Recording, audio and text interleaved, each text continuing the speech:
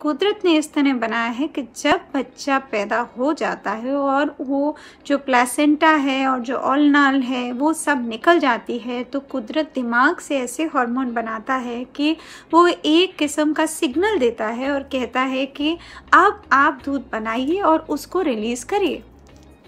और उसको रिलीज़ करने में जो पहले 1 घंटे में जो भी पानी आए, जो भी दूध आए, कायदे से आपको पता है उसका साइंटिफिक नेम तो कोलोस्ट्रम है, पर उसको कहते हैं लिक्विड गोल्ड, यानी कि तरल सोना।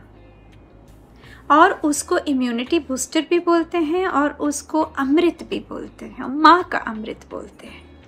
कोलोस्ट्रम होता है जो पहले 2 दिन निकलता है, वो बहुत कम मात्रा में होता है और गोल्डन कलर सोने के रंग का होता है। और उसको कई लोग अपनी प्रथा और प्रचलन की वजह से कहते हैं, रिचुअल्स की वजह से, कि ये तो अच्छा दूध नहीं है, इसे फेंक दो। बिल्कुल गलत बात है। ये जो दूध पहले 2 दिन में निकल रहा है, सारे ब्रेस्ट मिल्क जो भी निकलेंगे उस सब में सर्वप्रथम है और सबसे ज़्यादा विद्यमान है।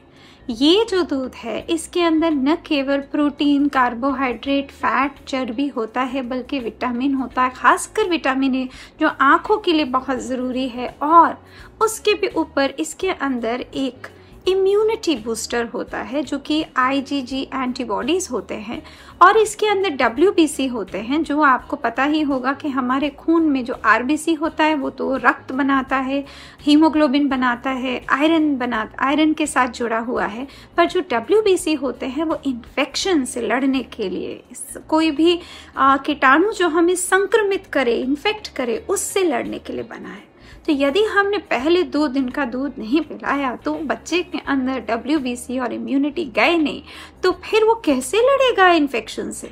आपको तो मालूम है आजकल के प्रचलन में तो माँ को भी एंटीबायोटिक, तो कई बार बच्चों को भी पैदा होने के बाद कुछ डॉक्टर एंटीबायोटिक दे देते हैं। पर आप देखें ना, कुदरत ने तो ये कहा कि मैंने तो आपको वो कण दिया कि आपको इन सब की ज़रूरत ही नहीं है।